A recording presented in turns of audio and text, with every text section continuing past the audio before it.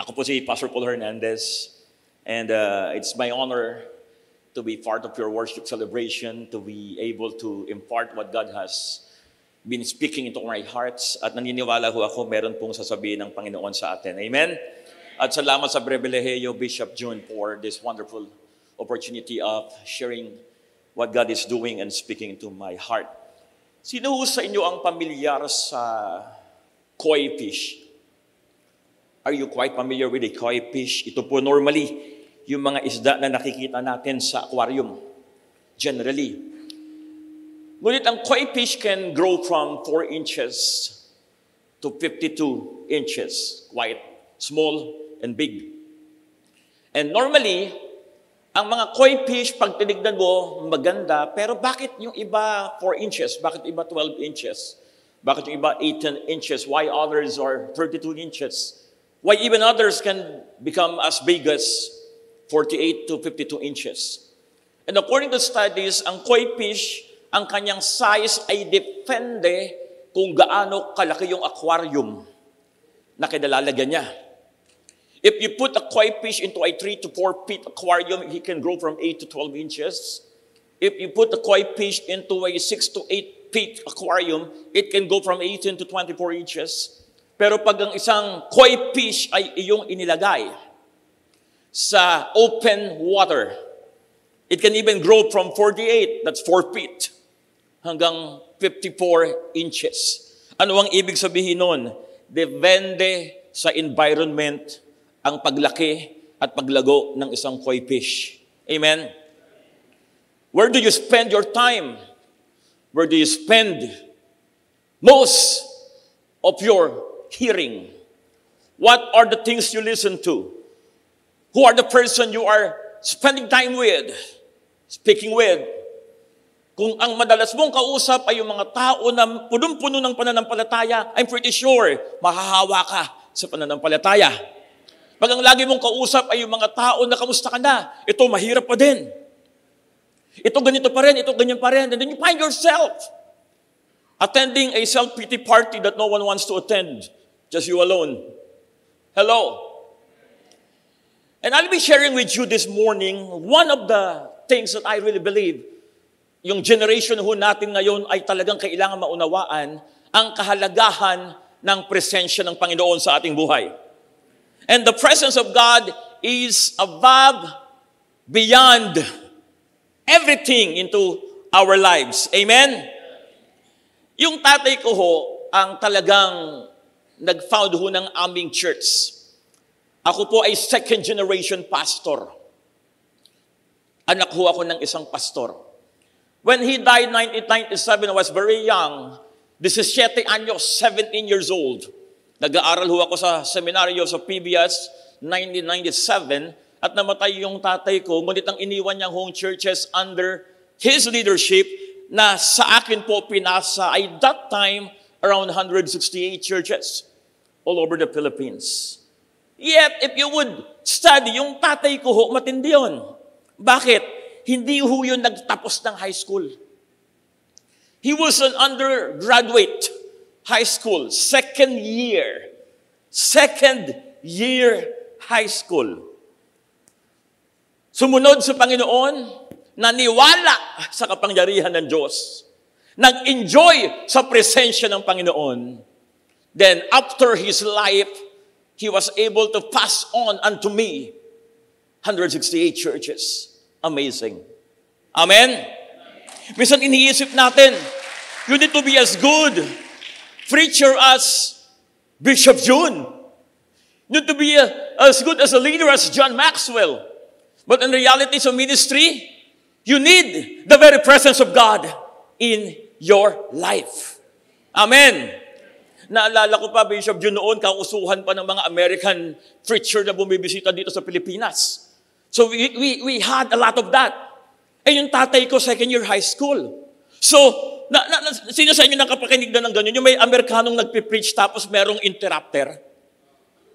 Interpreter pala. Interpreter, no? So, nakaalala ko. And this American pastor basically started to teach about a parable that can be found in Luke chapter 15. Siyempre, yung tatay ko, second year high school. Pero talagang matapang. Talagang anointed.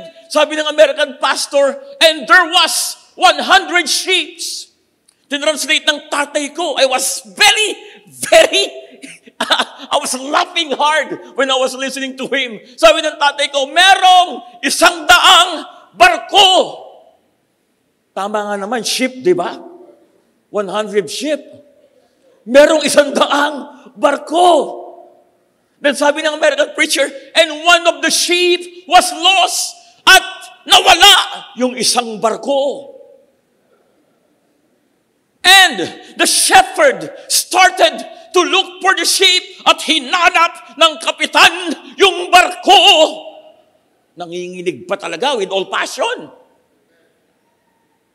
And when he found the sheep at nang nakita niya yung barko, ito hindi kinaya ng tatay ko. Sabi ng American pastor, he carried the sheep on his shoulder. Sabi ng tatay ko, di nga. Kinaya niya yun? And one American pastor also came. Sabi niya, and the wrath of God. Hindi. Sabi ng tatay ko, at yung daga ng Diyos. Siyempre, nagtawanan. Then sabi ng American pastor, wait, maybe he's misunderstanding this thing. Sabi niya, no, the wrath of God. Sabi ng tatay ko, yung malalaking daga, yung malalaki. And believe me, it was pure wrong. But how come he was able to plant 160 plus churches? Was it because of his skills? Or because the presence of God was very strong? Amen. So let me share with you John chapter 4 verses 46 to 53. Hindi ko alam kung gaano po ang time span ni Bishop Jun pa nag-i-speak ho dito. Pero wag ho kayong maglala, hindi pa ako mahaba magsalita. Napagkakasya ko po yung sinasabi ko, lalo na pag-invited ng maikli. Kasi naniniwala po ako sa kasabihan na ang nagsasalita ng maikli ay naiimbitahan muli. So wag ho natin masyadong habaan. John chapter 4 verses 46 hanggang 56. Or let me put it this way. Let's read. Jesus entered the village of Cana of Galilee, where he had transformed water into wine. He met there a governmental official from Capernaum whose son was very sick and dying. Very sick and dying. When he heard that Jesus had left Judea and was staying in Cana of Galilee. Sa mga young people, huwag niyo hong babasahin ito ng Tagalog, ha? Kasi yung iba nami-misinterpret to eh. Yung mga mag-girlfriend, magbo-boyfriend, ang kasalan sa Cana. Huwag hong ganun, ha? Wedding at Cana ho. Yung iba hindi na-gets, mamayang gabi niyo pa magigets yun. Natutulog kayo, magigising kayo. Yung pala yung joke. Okay, sabi ko dito, he decided to make the journey to Cana. When he found Jesus, he begged him, "You must come with me to Capernaum and heal my son." So Jesus said to him, "You never believe unless you see signs and wonders." But the man continued to plead, "Come with me to Capernaum before my little boy dies." By the way, yung Capernaum, ayun yung city. Yung Cana, ayun yung probinsya. If you would study, mas maraming ospital at magagaling ng doktor sa syudad kaysa sa probinsya. Pero bakit umalis siya ng syudad sa Capernaum and he chose to go to Cana? You know why? Even though in Cana wala yung magagaling na doktor doon, pero nandun yung presensya ng Diyos. Amen? Jesus was there. So he said, Jesus looked him in the eyes and said, "Go back home now. I promise you, your son," can you read it with me loud? Your son will live. The man believed in his heart. Ayan ho yung titignan natin ng todo mamaya. Pwede ho ba natin isigaw? The man believed in his heart. Pwede ho bang sabihin mo sa katabi mo, naniwala siya mula sa puso. Ay, yung mga nagsasalita po, kailangan may kausap kayo, ha? Yung kaibigan ko nagsasalita mag-isa, nasa Mandaluyong na eh. So, mas maganda pag sinabi ko kung sabihin ninyo, dapat may kausap kayo. Sabihin mo sa katabi mo, naniwala siya mula sa puso. Yun, yung iba talaga tumingin na sa katabi, ayaw nilang magpagkamalan. Sabi nito, he believed in his heart the words of Jesus and set off for home. When he was still a distance from Capernaum, his servants met him on the road and told him the good news. Your son is healed. He is alive. When he was overjoyed, the father had his servants. Siyempre, kung ako yun, talagang wala na akong pake. Yung anak ko, ang akala ko mamamatay na, ngunit pinagaling ng Panginoon. Pero yung tatay dito, medyo curious. He was quite curious. Sabi niya, overjoyed the father asked his servants, when did my son begin to recover? Yesterday, they said, at 1 in the afternoon, 1:00 ng hapon. All at once his fever broke and now he is well. Then the father immediately realized. Amen. Sabi natin lahat, immediately realize. You know, whenever we come to church, attend, listen to the preaching, listen to the words, encountering the presence of God in worship, there should always be a sense of realization. Amen? Na mabuti pala ang Panginoon, makapangyarihan pa talaga ang Panginoon, ang salita pala talaga niya, nagbabago ng buhay. Right? There was an immediate realization that it was at that very same hour that Jesus spoke the words to him, your son will live. From that day forward, the man, his servants, and all his family believed. Sabihin natin lahat, believe. Amen. So let me start by saying this. The presence of God is over, above, and beyond our status. Amen. Hindi pinag-uusapan dito kung mayaman ka, mahirap ka, employer ka, employee ka, politiko ka o hindi. Hindi pinag-uusapan dito, pastor ka o mananampalataya, member ka o assistant member. May mga kilala kayong assistant member? Yung mga nagpapadala na lang ng tithes, di na nag-church. Assistant member yan. Hello. The presence of God is over, above, and beyond our status. Sabi ho dito, there was a governmental official. And basically, I know firsthand what politicians are. I remember 2015, I was asked by our then attorney, Undersecretary ng Human Rights, to be part of a party list. Kasi last day ng filing of COC, pero wala kasi akong background sa politics. Artista meron, pero bakit yung tawa nyo parang may pang-iinsulto? Sabi naman, so, may meeting kami noon, may maliit kaming negosyo. So sabi sa akin ng attorney namin, member ko sa church namin, Pastor Paul, 4 lang yung nominees na meron ako, ang minimum 5. Last day na hanggang alas 5, baka naman pwedeng maging nominee ka ng Kabayan Party List. Sabi ko, nako, Ron, hindi ako politicians. Wala kaming background sa politics. Kahit barangay tanod, di namin dinaanan. Ganito, ganyan. So sabi, pero madi-disqualify kasi eh. Pagkausap ko lang, ilalagay ko lang yung pangalan mo para makumpleto. So, inasa ko para makumpleto lang. Ganun yung dating. So, pinayagan ko na, sige, para lang hindi ma-disqualified. So, pinasa yung pangalan ko. Fast forward, after the election, we got 2 seats. So, 2 ang naging congressman sa Kabayan Party List. Ewan ko kung kilala nyo, si Attorney Ron Salo. Yung second, yung una, si Harry Roque. Kilala nyo si Harry? Buti pa kayo. Parang ako nakalimutan ko na ng konti kung sino yun eh. So, nakadalawa kami.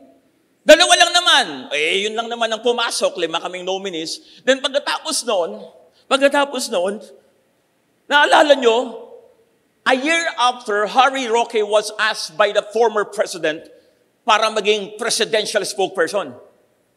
Pag tinanggap niya yun, kailangan niya mag-resign sa Congress. So he decided to leave Congress. So he left Congress. Umalis siya. So yung number 2, si Attorney Ron, si Congressman Ron, naging number 1. Yung number 3, si Attorney Acoy, naging number 2. Ako, hindi pala ako panlima. Nilagay pala ako sa pang-4. So naging pangatlo ako. Pero okay pa rin, dalawa lang naman yung pasok sa Congress eh. Kaya lang ito si Attorney Acoy, si Congressman Acoy din. 2 buwan pa lang sa Congress, 2 months pa lang sa Congress, si Harry Roque na-promote sa Malacanang, ito naman si Attorney Congressman Acoy na-promote din. Nakaka2 taon pa lang sa Congress, na-promote sa langit.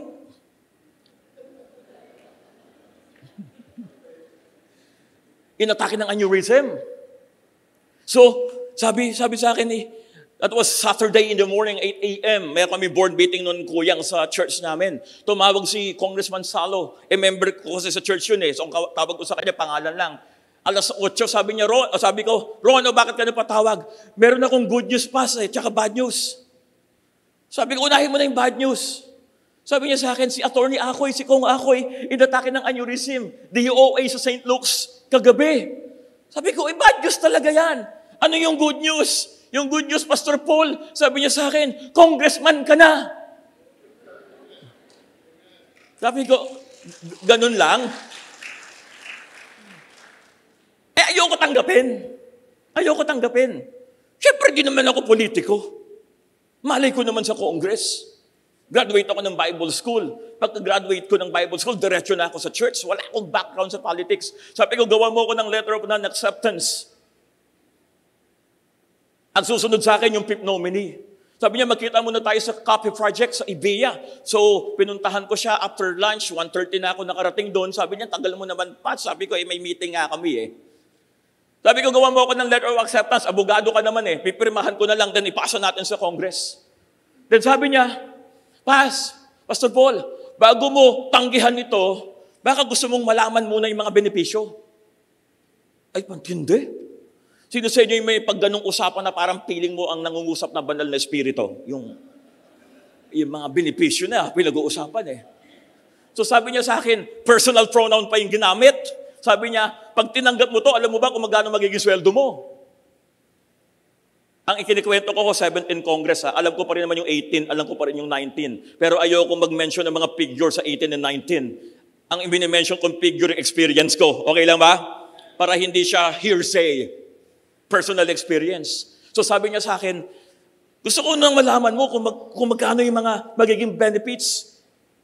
Para kung tatanggi ka, alam mo at least kung ano yung tinanggihan mo. Okay lang ba magkwento ng konti, Kuyang? So sabi niya, ang magiging sweldo mo ganito. Sabi ko, sige, magkano? Sabi niya, to begin with, hindi ko maintindihan yung to begin with eh. Yung pala sa Congress, pag ikaw ay nagpa-member sa mga committees, at akala ko dati, pwede ka magpa-member sa mga 3, 4, 5 committees, yung pala kahit ilan.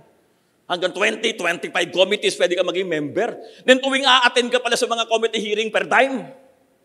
Then tuwing a-attend ka sa plenary session, yung 3 p.m. hanggang onwards, Monday to Wednesday, per dime na naman. Then pag may mga special committee hearing, per dime na naman.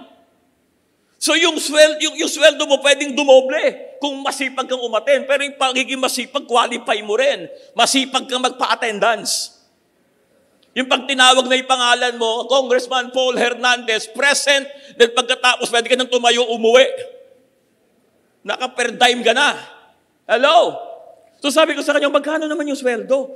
Sabi niya, to begin with, kasi nga depende pa sa mga committee hearing, committee membership mo, hindi naman gaano kalaki. Mga 180,000. Pwede na, no? Pwede na. Makakabili na ako sapatos. Kaya lang nga yung wag na natin pag-usapan kung anong sapatos. Okay. Sabi ko na Ron, hindi talaga ako politiko eh. Ayoko kahit nakakapanghinayang, pero ayoko. Meron naman akong konting negosyo. Medyo okay naman yung church eh. We have a nice church. Sabi niya sa akin, pero alam mo Pastor Paul, bukod sa sweldo, meron pa. At talagang iba mangusap ang banal na espiritu. Alam niyo, Yung talagang pinatinidiin eh. Sabi sa akin, o sige. Sabi ko sa kanya, ano, kung bukod sa sweldo, ano pa? Sabi niya, meron pang tinatawag na allowance. At talaga, magkano naman yung allowance? Sabi niya, to begin with, depende kasi sa membership mo. Maliit lang naman, mga 270,000. Sabi ko, mas malaki pa yung allowance kaysa sa salary. Sabi niya, parang ganun na nga. Sabi ko, ayoko talaga eh. Ayoko talaga. Hindi at peace yung heart ko eh. Nakakapanghinayang kasi saka naman makakakuha ng almost 500,000, di ba? Sayang din yon. Sabi ko, ayoko talaga ron. Ayoko, pasensya na ayoko. Sabi niya sa akin, Pastor Paul, bukod sa salary, tsaka sa allowance, meron pa. 3 na yan eh, Trinity na yan eh, may hirap na tanggihan yan. Hello? Sabi ko, ano pa? Sabi niya, bukod sa salary tsaka sa allowance, mayroon pa tinatawag na discretionary fund. Sa district, ang tawag nila dyan, district fund. Sa party list, tawag nila dyan, discretionary fund. Sabi ko talaga, pero paliwanag mo nga, from the word itself, discretionary, discretion mo. No, gusto ko yung detalyeng paliwanag. For example, may lalapit ho sa yung nangangailangan ng medical assistance, bigyan mo 10,000, doon mo kunin. Pag may nangangailangan ng tuition fee, bigyan mo ng 15,000, doon mo kunin. Lumapit yung bunso mong anak, nagpapabili ng iPhone 16, doon mo din kunin.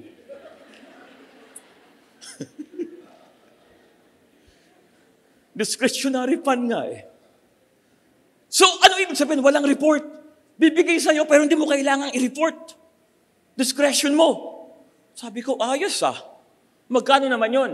Sabi niya sa akin, mga ano yan, mga more or less, sa simula, 450,000. Sabi ko, per annum, per year. Sabi niya, hindi, per month.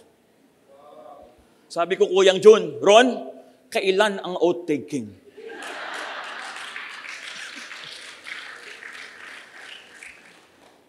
So I asked for 2 weeks. Pagpipray, sinabi ko sa leaders ko sa church, sa execom namin sa organization, kinausap ko yung tatlo kong father in faith sa US, dito sa Pilipinas. Pambira yung mga yun, iisa lang ang sinabi. Humingi ako ng spiritual advice. Sabi natin lahat spiritual advice. So sabi ko, bigyan nyo naman ako ng spiritual advice, tatanggapin ko ba ito? Hindi kasi, ano to, decision of the century. Alam mo, lahat sila pare-pareho ng sinabi sa akin, pero magkakahiwalay ng panahon at oras. Alam nyo, sabi sa akin, tanggapin mo na, sayang yung pera. Iisa lang sinabi. I'm quoting this because I know. This government official, financially speaking, he had everything. And I know that personally. I know that. Ang mga sinabi ko lang sa inyo kanina, mga legal, Lily of Congress, tawag namin yan, Lily of Congress. Alam niyo ibig sabihin ng Lily? Legal na illegal na legal na illegal. Yun. Ayoko naman magkwento ng mga illegal dito. Pero I really know, I know, I'm doing a lot of expose. Pagkausap ko mga pastor, talagang ini-expose ko para alam ng mga tao kung anong nangyayari. Hello? Pero hindi hupang church yun. Baka imbes na mabless kayo, umalis kayo dito ng banas dahil sa politika na meron tayo sa Pilipinas. But he had everything. He could pay the best doctor. He could confine his son to the best hospital. Pero alam niyo ba, darating ang panahon sa buhay natin, kahit anong estado ng buhay mo, kakailanganin mo ang Panginoon. Amen? One of my friends sa stock exchange, he's a multi-billionaire, a guy. In-invite niya ako minsan sa bahay niya. Then, ang dami niyang pinahandang pagkain. Dami. Sabi ko, dami naman ito. He's a Chinese. Tapos pag kumakain na kami, ang kinakain lang niya tinapay. Sabi ko, daming handa. Pinapakain mo sa akin lahat. Ikaw kumakain lang ng tinapay. Sabi niya sa akin, kasi sabi ng doktor ko, ito lang pwede kong kainin Hello? Parang yung nagpa-check up ako, Kuyang Jun, yung nakaraan. Sabi ng doktor ko, masyado ka nang na-over-fatigue. Kailangan mag-change ka na ng diet mo, mag-change ka na ng lifestyle. Kailangan pati yung sleeping habit mo, talagang night person ako. Mag-change ka na ng lifestyle mo, yung tulog, yung kain. Alam mo ginawa ko, Kuyang? I've changed my doctor.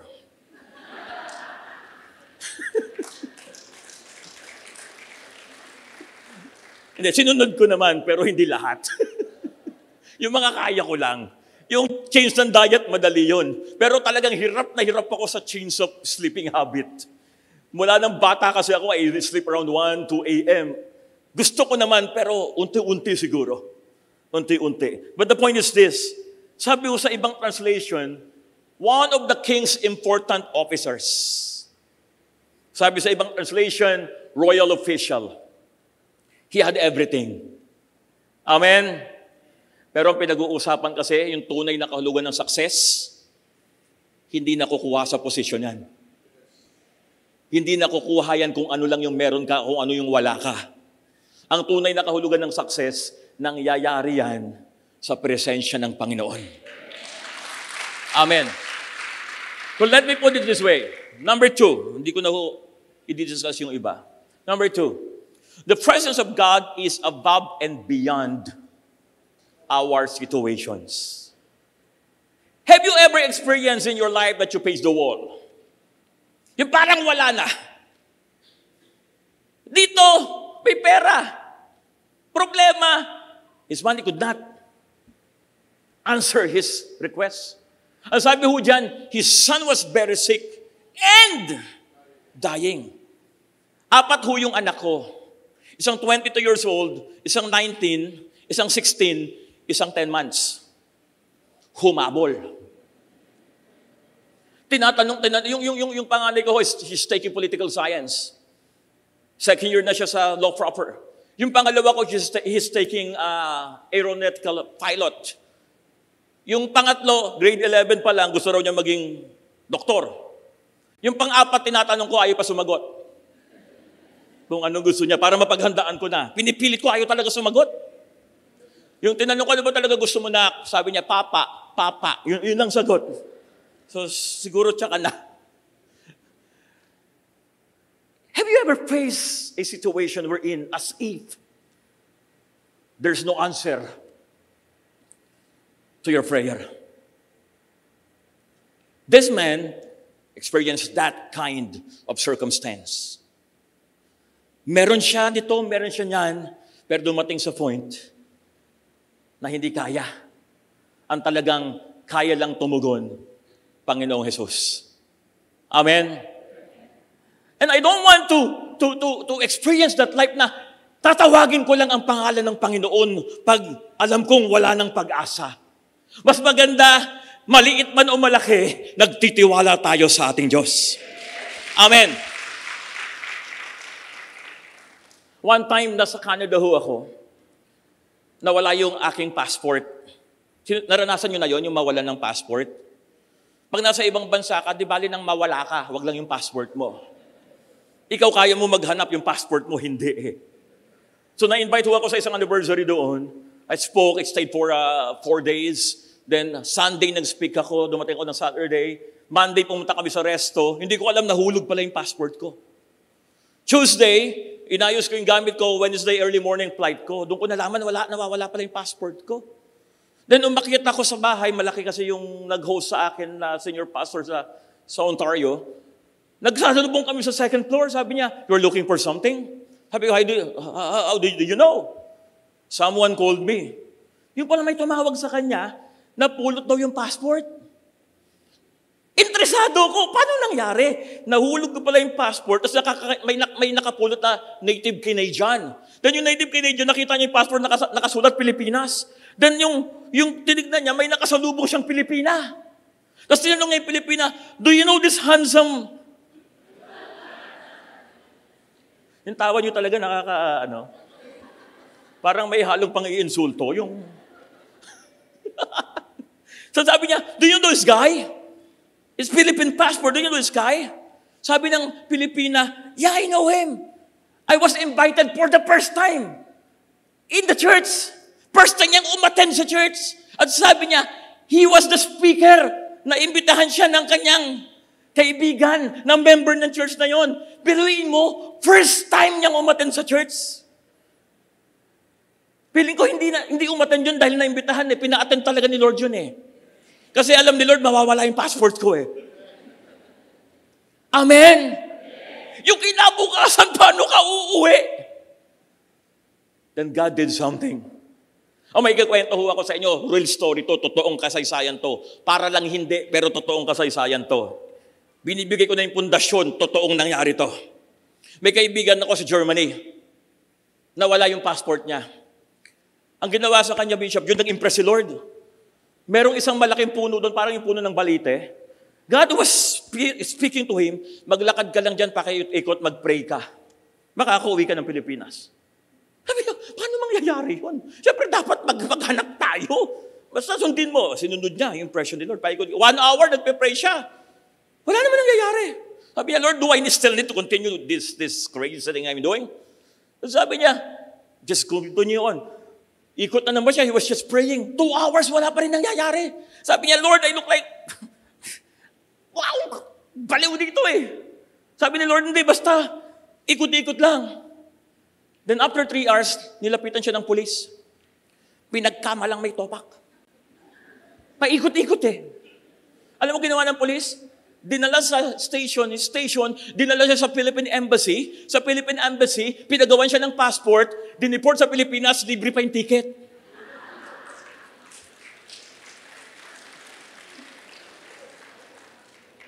Ang prayer lang naman niya makauwi eh. Amen? Kung paano siya makakauwi, bahala na si Lord. So ang paraan ni Lord, pagkama lang siyang may topak. Mahalaga nakauwi. Hello? Sino sa inyo yung katulad ko? Pag nagpe-pray kay Lord, pati yung paraan gusto natin tayo nasusunod. Pag nananampalataya kay Lord, pati yung paraan kung paano niya tutugunin yung panalangin mo, hayaan mo siya. Amen? Sabi mo sa katabi mo, hayaan mo si Lord. Di bali ng pagkamalang kami topak. Wag naman. Listen to me, I am the Lord, the God who rules over all flesh. Is there anything that is too difficult for me? Amen. Pangatlo,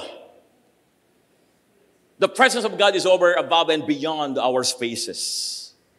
Well, let me explain. Let me qualify. What do I mean that He is beyond our spaces? Alam niyo ba ang layo ng Capernaum sa Ghana ay aabot ng 25 or let me say round up na natin 26 kilometers. Around 17 o 16.5 miles. Hindi katulad ngayon may mga kotse, mabilis yun. Tama? Eh itong government official, hindi horses ang gamit niyan. Generally, more or less chariots. Hindi pwedeng tumakbo ng mabilis. Hello?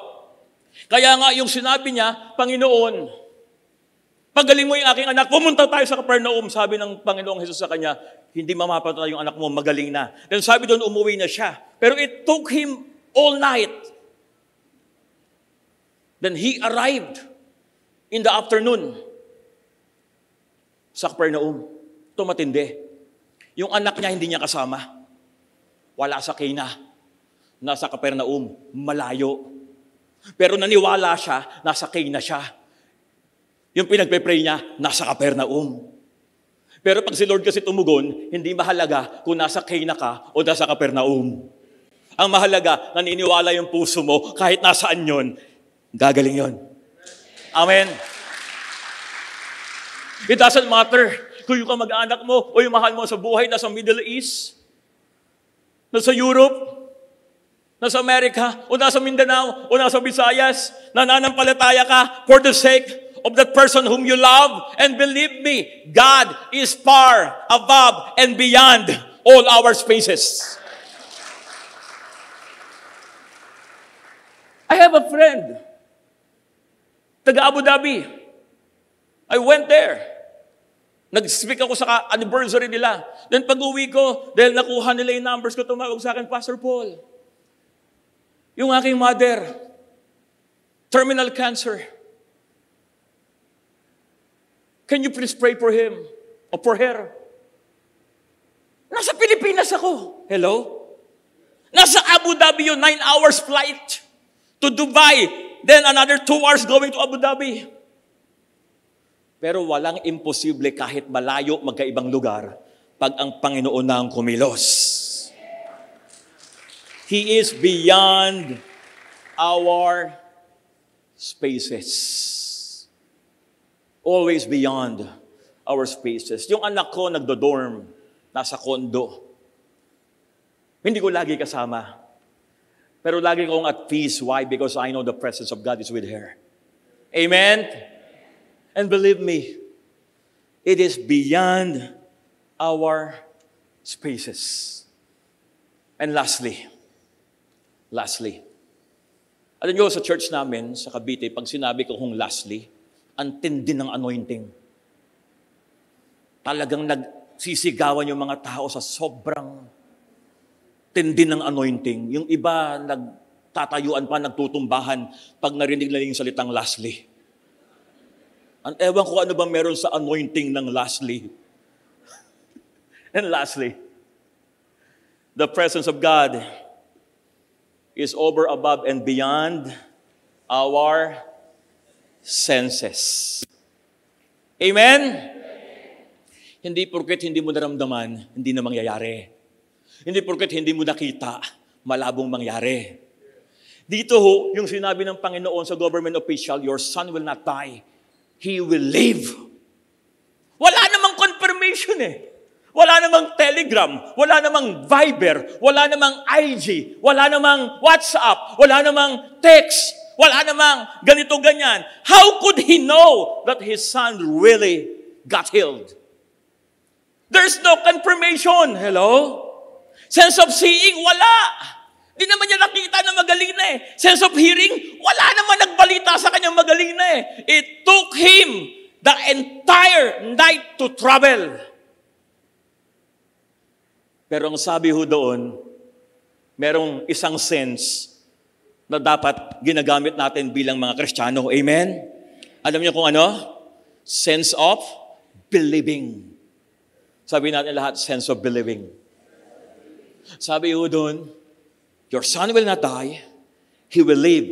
And the man, ano po yung pinaulit ko sa inyo kanina? And the man, come on, say it out loud. And the man believed in his heart. Kaya pagdating niya sa Capernaum, you know what happened? Hinalubong siya ng mga servants niya. Sabi ng mga servants niya, Sir, your son is already healed. He did not die.